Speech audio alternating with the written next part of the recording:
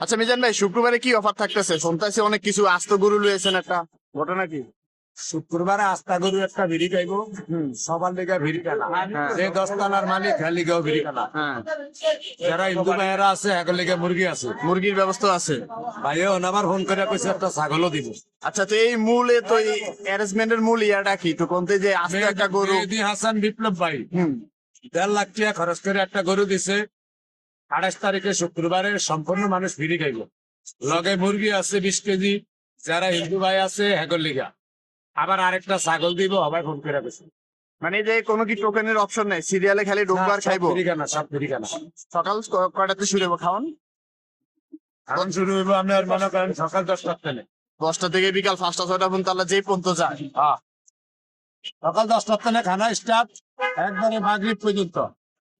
এই লোককে এই লোকে এই 20 কেজি মুরগি দিব। আচ্ছা, উনি 20 কেজি মুরগি দিচ্ছে। হ্যাঁ ভাই আপনার কি কিছু বলার আছে?